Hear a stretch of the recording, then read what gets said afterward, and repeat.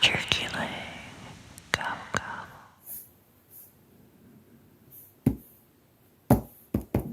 Oh, hi. I'm sorry. I'm still new to this Zoom thing here, so welcome to my office hour between 4:30 and 5 o'clock. What is it that you would like to discuss? Okay. Extra credit? Yeah, I did notice that you stopped answering my emails saying that you need to get on the ball. That's okay. That's okay. I am a reasonable teacher, and I will help you get your grade back up. Let's look right now, see where your grade is now. You're at an D minus. Okay. As long as you get at least a normal D, you should be passing, so maybe a few assignments and you should be good. So, what happened? Why are you failing? You are lazy, yes. That sounds about right. That's okay. Just gotta do a few assignments. So, I suppose since we're about 4 days before the end of the school year, this is a great time to decide to, get your stuff done. I am willing to help you. Did you read the English book? Our last book for the semester, the final. Did you read the book? You don't know what the book is. I could have sworn I gave it to everyone. The Great Gatsby by F. Scott Fitzgerald.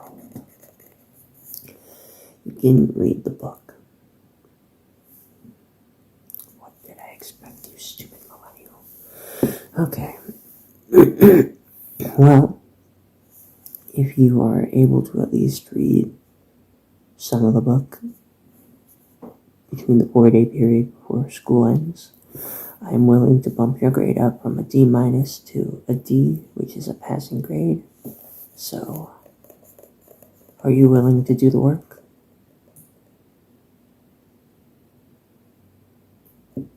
Please, when you're going to talk to me, speak and call me Mr. Turkey Leg. I am not Turkey Leg. I am not your friend. I'm your teacher. So please, talk to me with respect. Mr. Turkey Leg. So, you would prefer me to read for you? Okay.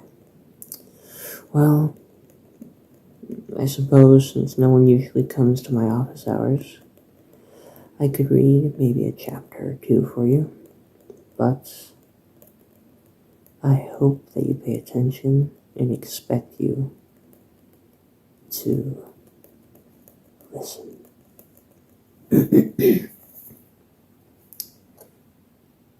Why'd you turn off your camera? I want to see your face. It's fine.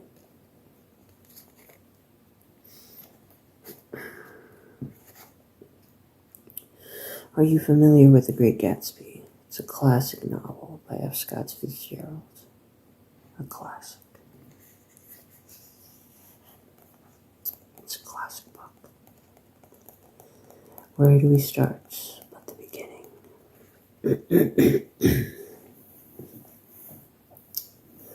Chapter 1. In my younger and more vulnerable years, my father gave me some advice that I've been turning over in my mind ever since. Whenever you feel like criticizing anyone, he told me, just remember that all the people in this world haven't had the advantages that you've had. Now, what he's discussing here is his life. He, from what we just learned, seems to have at least had a relatively nice life, and also could possibly be judgmental. What do you think? Mm-hmm. Mm-hmm. Yeah. Interesting. Yeah. Interesting theory. Yeah. I think you're doing a very well job of listening.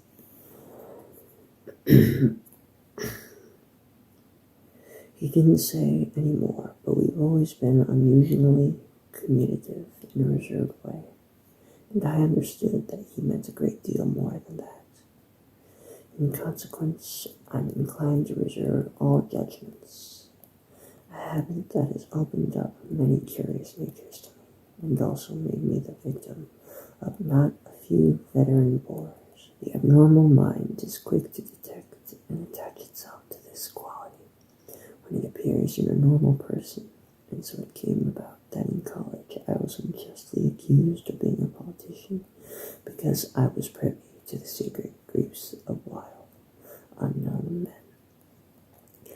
Most of the confidence were unsought. Frequently, I have feigned sleep, preoccupation, or a hostile levity when I realized by some unmistakable sign that intimate revelation was quivering on the horizon.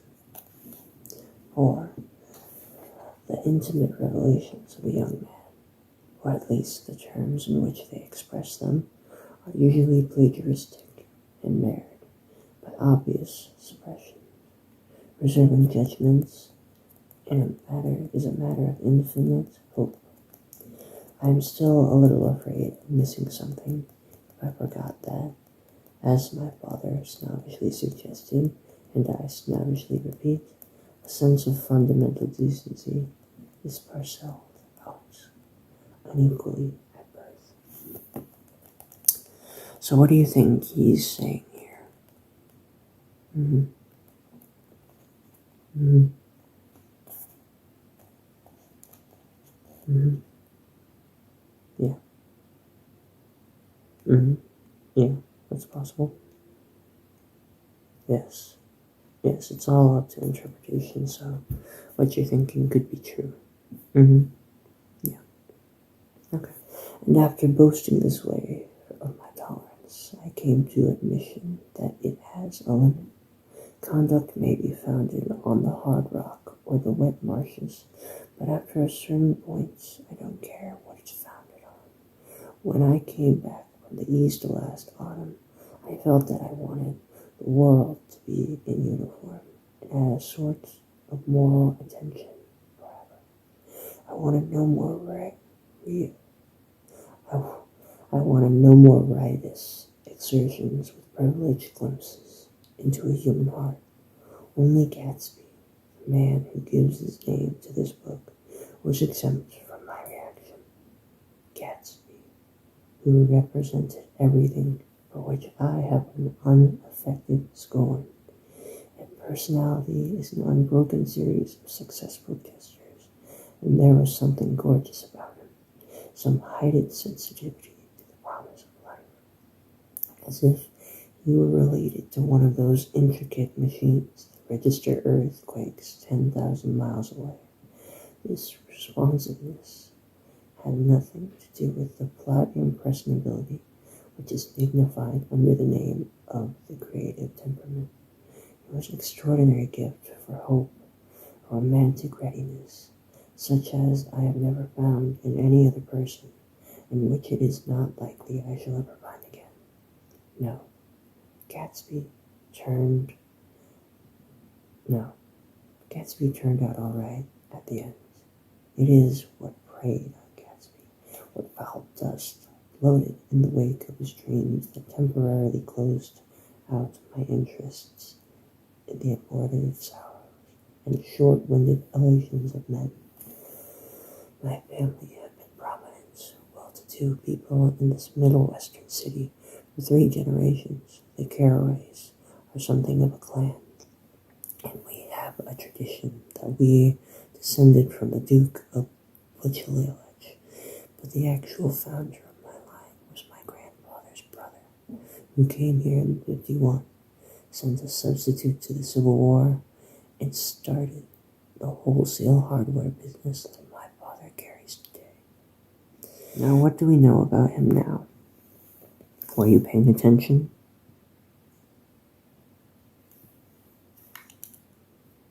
It's important that you pay attention to this. This is your only chance to pass my class, English 101. So, what we've heard now, and what we know about him, his grandfather, or his great-grandfather's brother, came in 51. Now, he doesn't say it, but it should be clear that this book takes place in the 1900s. So when he says 51, he means 1851. Okay? So, we now know that his father owns a store, which I assume is where some of his wealth comes from. Not necessarily wealth, but at least a good amount of money that possibly some people in this time may not have had. And he mentions Gatsby being an only one type of person, never seeing anyone or possibly ever like him. What do you think he means by that? It's possible, yeah. That could be what is interpreted, yeah. Okay. I'm glad that you're paying attention, Don't really do that normally in class, but that's alright. I never saw this great uncle, but I'm supposed to look like him, with special reference to the rather hard-boiled painting that hangs in my father's office. I graduated from New Haven in 1915, just a quarter of a century after my father, and a little later I participated in the delayed Teutonic migration known as the Great War. What is the Great War? That's right, World War I. This was before World War II. It was known as the Great War because there was no World War II. It was not known as World War I at this time. I enjoyed the counter raid so thoroughly that I came back restless. Instead of being the warm center of the world, the Middle West now seemed like the ragged edge of the universe. So I decided to go east and learn the bond business. Everybody I knew was in the bond business, so I supposed it could support one more single man. All my aunts and uncles talked it over as if they were choosing a prep school for me, and finally said, "Why, yes," with very grave, hesitant faces. Father agreed to finance me for a year, and after various delays, I came east permanently. I thought, in the spring of 22, the practical thing was to find rooms in the city, but it was a warm season, and I had just left the country of wide lawns and friendly trees. So when a young man at the office suggested that we take a house together in a commuting town, it sounded like a great idea. He found the house, a weather-beaten cardboard bungalow, $80 a month, but at the last minute, the firm ordered him to Washington, and I went out to the country alone. I had a dog, at least. I had him for a few days until he ran away. An old Dodge and a Finnish woman who made my bed and cooked my breakfast and muttered Finnish wisdom to herself over the electric stove. It was lonely for a day or so, until one morning some man more recently arrived and I stopped me on the road. "How do you get to West Egg Village?" he asked helplessly. I told him, and as I walked on, I was lonely no longer. I was a guide, a pathfinder, an original settler. He had casually conferred on me the freedom of the neighborhood, and so with the sunshine and the great bursts of leaves growing on the trees, just as things grow in fast movies, I had the familiar conviction that life was beginning over again with the summer. So, what does he mean that he was a tour guide? Yeah, I think I agree. It's possible. We're only on page 4 and I'm already tired of reading. So, as I said, my Zooms are only from 3:30 to 4. So, at 4 o'clock, I will be closing the Zoom. Whether we do or do not finish this chapter, I hope that you finish it on your own, and I will give you a quiz to pay attention and hopefully know the answers to these questions for the first and only chapter you're going to